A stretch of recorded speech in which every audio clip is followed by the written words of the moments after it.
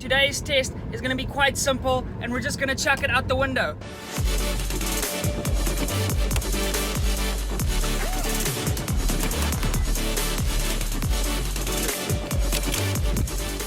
Right guys, welcome back. In one of our last videos we torture tested the Vortex PST Gen2. So today we're going to be amping up the torture test a little bit. We're driving at the moment. We're doing about 60 kilometers an hour. I'm going to try get that up to about 70 at the moment. We're doing 70. We've got the Vortex PST and today's test is going to be quite simple and we're just going to chuck it out the window.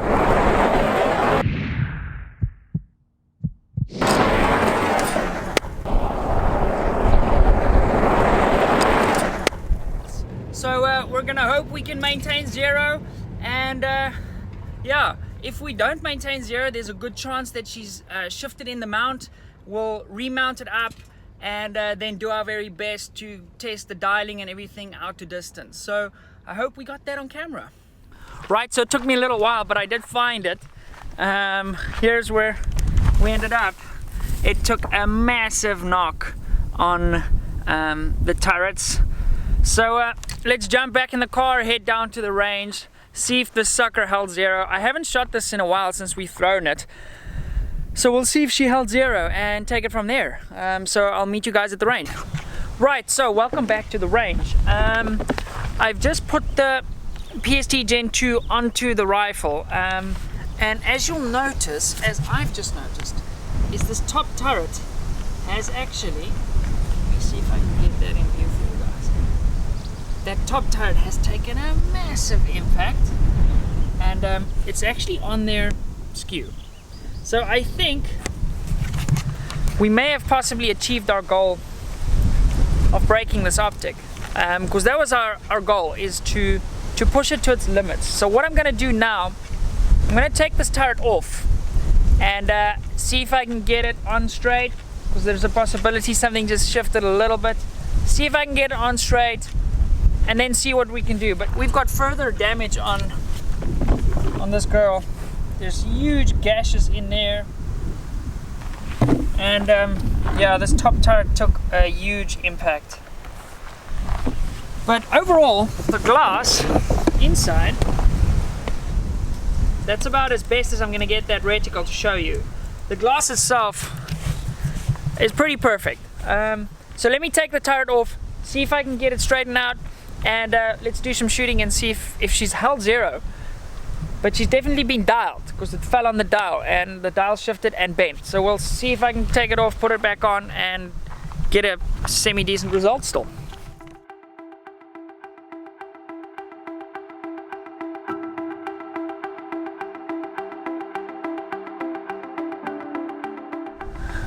Right, so pretty incredible, but we have been able to zero the PST Gen2 after a 70 kilometer per hour dive while driving onto a rock hard dirt road. So I've got a target at 200 meters. I'm gonna dial and see if we can hit the little target.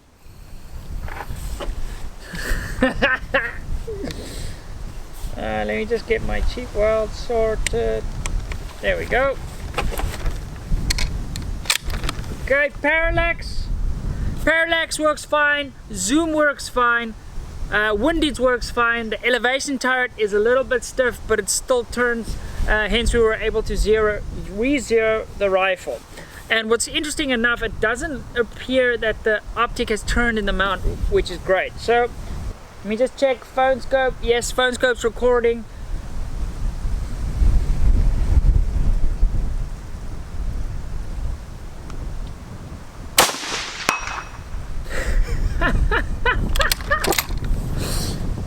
Oh, good grief. I hit slap bang in the middle of that plate. Let's see if that's repeatable. Oh, I actually did put other rounds in into this mag. I'm gonna send 2 more.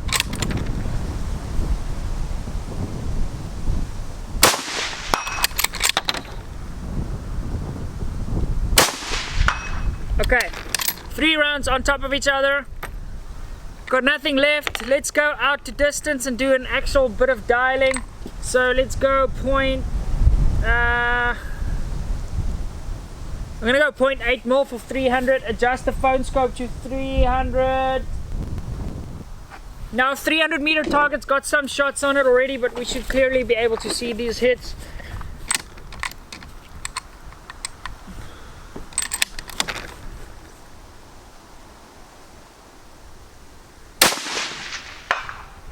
Impact! So I didn't actually see where that hit. I'm gonna send another one.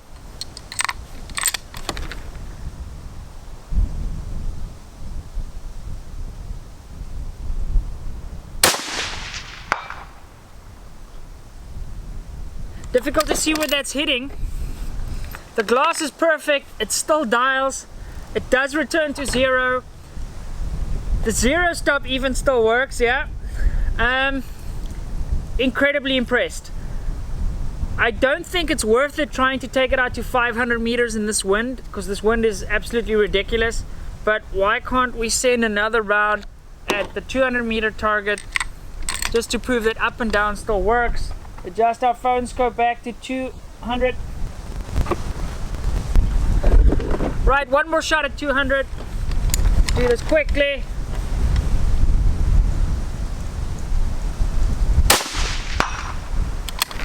This rifle's boringly accurate, and I'm absolutely blown away that this optic is still able to dial. I mean, guys, what more do you want? A lot of guys are shooting PRS with a setup like this. It can handle the abuse. You've seen recently I had an incident at a match where I actually dropped my rifle and my rifle shifted in the scope as it got an impact like this. And I was able to reach 0 in the field. My turrets and everything worked perfectly fine. This is incredible. I'm absolutely blown away by the PST Gen 2.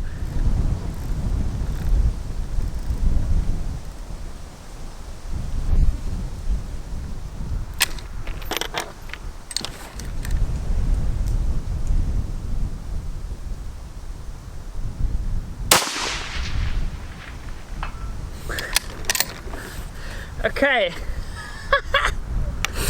so bonus time and 3.3 mils with a what did I hold for wind there? A 2 mil wind hold. I put one in the center of that plate. So let's try repeat that.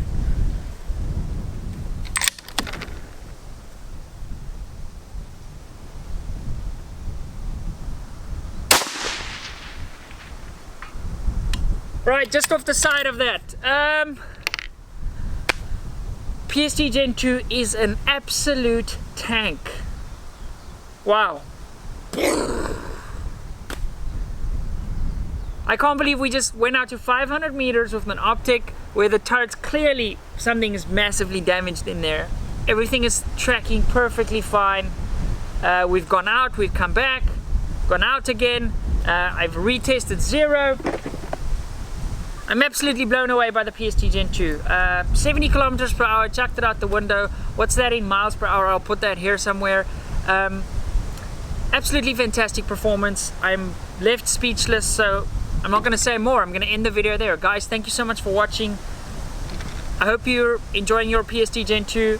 The reason I did this video series is to show you guys that even though it's a budget-friendly first focal plane tactical optic, it's still built to the standards. And by the way, if you do manage to break it, you've got a VIP warranty, so there's that. Thank you for watching this video series. It's been a lot of fun. I'm thinking I'm gonna end it there. I was planning on pushing this till failure, but yeah, I think I'm like almost want to preserve it in its state it is now. If you can think of something super out the box, by the way, this has been set on fire. Also, if you can think of something out the box that I can do, maybe hit me up in the comments, and I'd love to see what your opinion is. Thank you for watching. Have a great day.